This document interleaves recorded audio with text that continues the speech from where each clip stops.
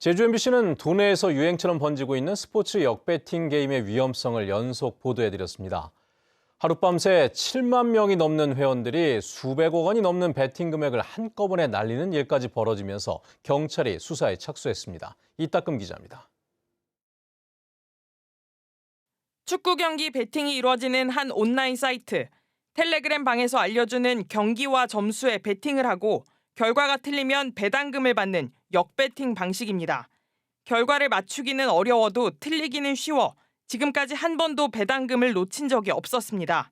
그런데 그젯밤 10시에 이뤄진 알바니아 리그 베팅 경기에서 7만 명이 넘는 회원들이 베팅 금액 전체를 잃었습니다. 처음에는 못 믿었죠. 이게 뭐가 잘못됐나고. 자꾸 계속 봐도 이게 진짜인가 잘못됐나고. 운영진이 알려준 대로 3대 0에 베팅했는데 실제 경기에서도 3대 0 결과가 나온 겁니다. 초기 가입 금액인 30만 원씩 계산해도 최소 210억 원, 1억 원이 넘는 돈을 투자했다는 회원들도 많아 피해 금액은 수천억 원에 이를 것으로 추정됩니다. 거기 보면 사람들 이렇게 사진 찍어서 올려보면 10m짜리도 있고 20m짜리도 있고 그러더라고 보니까. 주변에도 그 정도가 있어요? 제 주변에는 뭐 1억이 제일 많은 거 정도. 죽어야 되나 이런 생각도 하고 또 여기 집을 나가고 싶은 심정입니다. 지금 가족들도 아무도 모르고 있고 밖에서 나가는데 나가기도 싫고 서로 한숨 쉬고 하소연만 하고 있어요. 서로가. 회원 교육 등을 하는 사무소에는 아침부터 돈을 날린 회원들의 항의가 잇따랐습니다. 뭐 어이가 없는 상황인 건데 뭐 어떻게 돌아가나 보려고 그냥 앞에 와봤는데 그냥 좀 기다려 보라고 하는 상황이어서. 베팅 정보를 공유했던 텔레그램 방과 각종 커뮤니티에는 그동안 자신들이 속았다며 운영진이 경기를 조작한 것이 아니냐는 의심도 빗발치고 있습니다. 전국에 10곳이 넘는 사무소가 있는 것으로 추정되는데 곳곳에서 피해 호소가 잇따르고 있습니다. 최악이 아무 일도 못하죠 지금. 어떤 사람은 저기 맞아 죽는다 소리도 있고 죽을 거라는 사람도 있고 이렇게 동네에 카톡방이 있거든요. 난리죠 난리. 완전히 지금 카톡방 계속 올리면서. 사이트 관리자들은 조작 경기가 아닌 정상적인 경기였고 1년 만에 처음으로 경기 결과가 좋지 않아 안타깝다며 조금만 기다려주면 원금 보장을 해주겠다고 얘기하고 있습니다. 불법성과 사기 피해 우려에 이어 대규모 피해 사례가 나오면서 제주경찰청도 수사에 착수했습니다. MBC 뉴스 이따금입니다. 조깅을 하면서 쓰레기도 같이 줍는 플로깅이 환경을 지키면서 운동도 할 수 있어 인기를 끌고 있습니다. 그런데 언제 어디서 하는지 몰라 참여가 쉽지 않았었는데요. 앞으로는 원하는 날짜에 장소까지 골라 365일 매일 플로깅을 할 수 있게 됐다고 합니다. 박주영 기자입니다. 제주의 해안가나 올레길을 뛰며 보이는 쓰레기를 줍는 플로깅. 환경을 보호하며 건강도 챙길 수 있어 최근 전 세계적으로 많은 사람들에게 인기를 끌고 있습니다. 이런 플로깅을 제주에서 365일 매일 할 수 있는 시스템이 만들어집니다. 제주도와 제주도개발공사, 제주도자원봉사센터가 함께 플로깅을 통합 관리하는 앱을 오는 6월에 출시할 계획이기 때문입니다. 앱을 통해 원하는 날짜를 선택하면 제주섬 곳곳에서 예정된 플로깅 일정을 확인해 바로 참여할 수 있고 단체나 개인이 바로 모집할 수도 있습니다. 365일 플로깅 플랫폼을 지금 구성을 준비하고 있습니다. 아마 6월 달부터 개통이 될 예정인데 여러분들 늘 함께해 주시고요. 그게 제주의 가치를 저는 더 높이는 일이라고 생각합니다. 누구나 도민뿐만 아니라 우리나라 국민 누구나 제주를 사랑하는 누구시든지 와서 환경활동을 자연스럽게 일상적으로 하면 제주 환경의 가치를 제고하는 데 크게 기여할 거라고 생각이 됩니다. 플로깅 참여자는 종합보험에 자동 가입되고 실적 점수 등 다양한 혜택을 받을 수 있게 됩니다. 좀 아무래도 쉬는 날이나 그럴 때 좀 자주 걷잖아요. 자주 걸으니까 그럴 때라도 쉽게 앱을 켜가지고 플로깅 쉽게 참여할 수 있을 것 같아가지고 그런 점에서 매우 좋은 것 같아요. 해마다 10,000톤이 넘는 해양 쓰레기로 몸살을 앓고 있는 제주도. 365일 플로깅 활동이 청정 제주 만들기에 역할을 할 수 있을지 관심이 쏠립니다. MBC 뉴스 박주연입니다. 제77주년 4.3 희생자 추념일을 앞두고 제주 곳곳에서 4.3의 의미를 되새기는 전시가 잇따라 열리고 있습니다. 제주 4.3을 비롯해 민중항쟁의 역사를 기록하는 특별전은 물론 국제미술제로 자리매김한 4.3 미술제도 올해 처음 서귀포시와 제주시에서 동시에 개최됩니다. 이소영 기자입니다. 어깨에 총을 맨 군경 토벌대, 돌담 건너엔 손발이 묶인 사람들이 피를 흘리며 쓰러져 있습니다. 국가 공권력에 의해 무고한 제주도민 3만여 명이 희생당한 제주 4.3 사건입니다.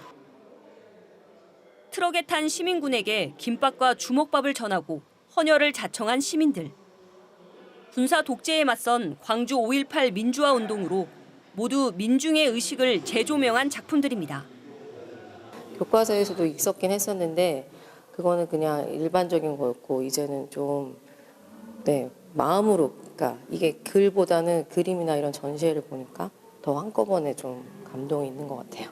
It's something really interesting for a foreigner because Korea has a lot of history and it's really interesting to see it through paintings and how people feel in their paints. 4.3 미술 네트워크 특별전 빛과 숨의 연대로 회화와 설치 미술 등 50여 점의 작품이 전시됩니다.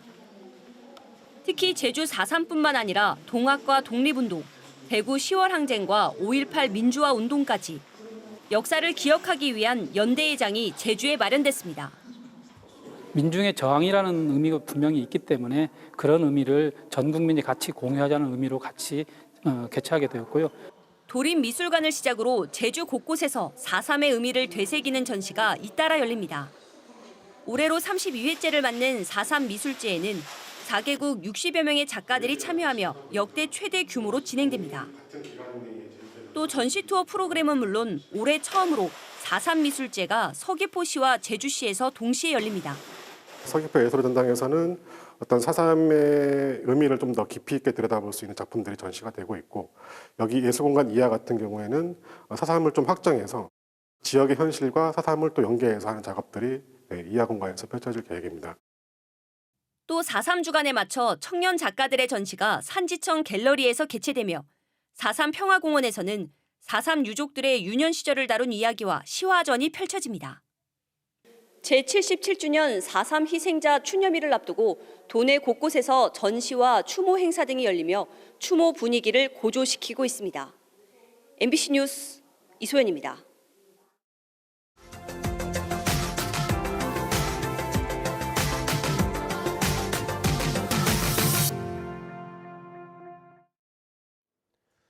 평생을 살아왔던 마을에서 갑자기 떠나야 하는 상황이 발생한다면 어떨까요? 강원도 양양군 남해항 일대 마을 주민들이 겪고 있는 일인데 어떻게 된 일인지 강원영동 김영호 기자가 취재해봤습니다. 양양군 현남면 남해 해변 앞의 마을입니다. 일부 주택들은 이렇게 폐가처럼 방치되어 있는데 이 마을 120여 가구 가운데 20%는 남해 땅에 집을 짓고 살고 있습니다. 주민들은 어촌 마을이 형성될 당시부터 60-70년 넘게 이렇게 살았다고 말합니다. 가구별로 연간 5에서 10만 원의 토지 임대료를 내고 살았는데 지난해 토지주가 임대 계약 해지를 통보하기 시작했습니다. 다 이사 간대. 다 가라 한대. 하면 뭐 나간 사람도 있고 집 사러 다니는 사람들도 있고 이게. 갑작스레 집을 나가라는 통보에 주민들은 응하지 않았고 결국 토지 반환 소송이 진행됐습니다. 이 소송에서 10가구가 패소해 토지를 반환해야 했고 결국 이사 비용과 주택 가격을 받고 연말까지 이주해야 할 상황입니다.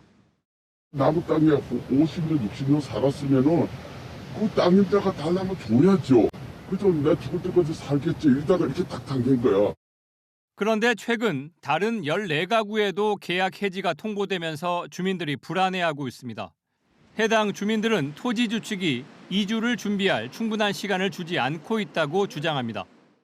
1차와 동일하게 시간적 여유를 좀 달라. 막상 나가려고 그러면 주거 공간 확보도 해야 되고 거기에 따른 요즘 뭐 이분들이 연로하시고 다 보시면 영세하신데 비용면이나 이런 것도 이렇게 확보를 하셔야 되는데. 토지주 법률 대리인은 기한을 정하지 않은 토지 임대차 계약은 언제든 해지를 할 수 있다며 사전 합의한 가구들처럼 소송 기일 전에 화해 권고에 응하면 퇴거 기간 연장을 고려해 볼 수 있다고 밝혔습니다. 양양군 의회는 양양군 차원의 대책 마련을 요구하는 건의문을 채택했습니다.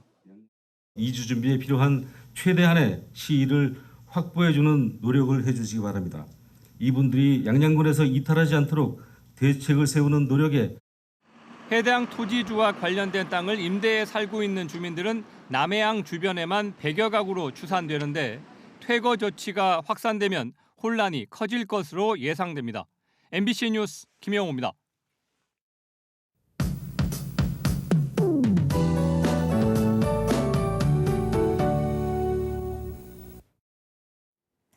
네, 하루 만에 날이 급격히 쌀쌀해졌습니다. 밤사이 북쪽에서 다시 찬 공기가 내려왔는데요. 아침 기온이 어제보다 10도 이상 뚝 떨어졌습니다. 현재 제주시는 7도 안팎을 보이고 있고 낮에도 10도에 머물겠는데요. 찬바람이 불어서 체감 온도는 더 낮겠고 주말까지 꽃샘추위가 이어지겠습니다. 야외 활동하신다면 두툼한 겉옷을 챙겨 입으셔야겠습니다. 오늘 미세먼지 농도는 오전 한때 나쁨 수준을 보이겠고요. 청정한 북풍이 불면서 공기질은 보통 수준을 회복하겠습니다. 남부 지역을 제외하고 강풍특보도 내려졌는데요. 오늘 밤까지 바람이 강하게 불어서 시설물 점검 잘 해주셔야겠습니다. 오늘 하늘빛은 대체로 흐리겠고 아침까지 비가 가끔 오는 곳이 있겠습니다. 기온이 영하권으로 떨어진 높은 산지에는 아침에 눈발이 약하게 날리는 곳이 있겠습니다. 자세한 지역별 기온 보시면 아침 현재 기온 북부 지역 7도 보이고 있고요. 동부 지역 6도, 남부 지역 11도, 산지 성판악은 0도 안팎으로 시작하고 있습니다. 오늘 한낮 최고 기온은 북부 지역 10도, 동부 지역 11도, 남부 지역은 13도에 머물겠습니다. 바다의 물결은 최고 3.5m까지 매우 높게 일겠습니다. 항해하거나 조업하는 선박은 유의하시기 바랍니다. 네, 주말에 꽃샘추위가 이어지지만 하늘은 맑겠고요. 다음 주에도 맑은 날씨가 이어지겠습니다. 다음 주 화요일부터 평년 기온을 회복하면서 차차 포근해지겠습니다. 날씨 전해드렸습니다. 제주도가 경기 침체와 고금리로 이중고를 겪고 있는 소상공인을 위해 역대 최대 규모의 금융 지원에 나섭니다. 제주도는 제주신용보증재단을 비롯해 도내 6개 금융기관과 업무 협약을 맺고 600억 원 규모의 특별 보증을 진행하기로 했습니다. 특별 보증은 업체당 최저 1,000만 원에서 최고 1억 원까지 지원받을 수 있으며 보증 수수료도 기존보다 0.5% 낮춘 0.7%로 고정됩니다. 신청은 제주신용보증재단으로 문의하면 됩니다. 두 번째 차 없는 거리 걷기 행사가 다음 달 제주시 원도심 일대에서 열립니다.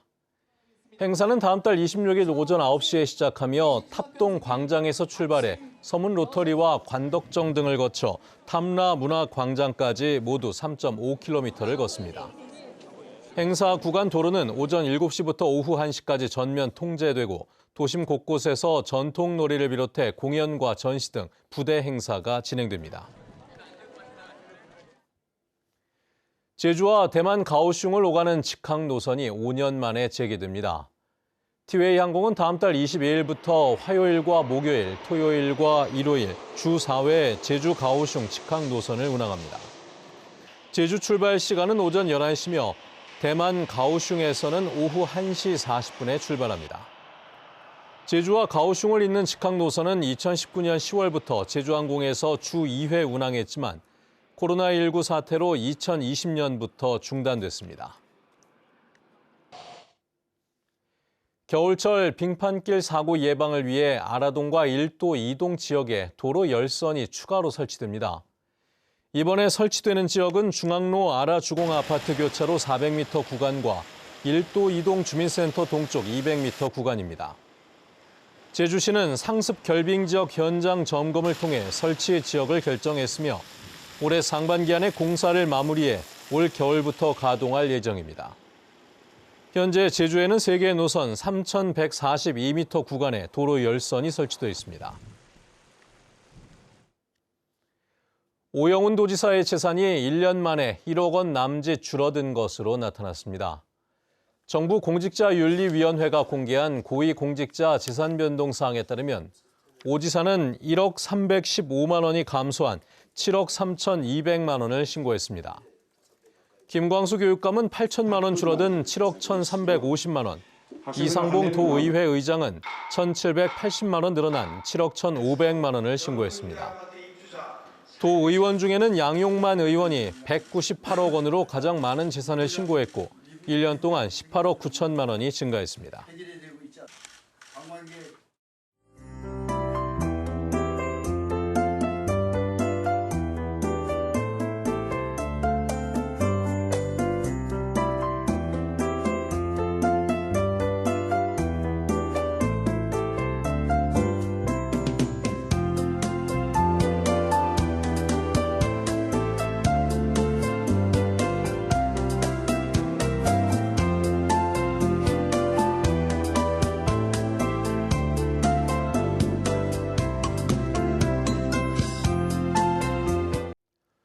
네, 뉴스투데이 제주를 마칩니다. 시청해주신 여러분 고맙습니다.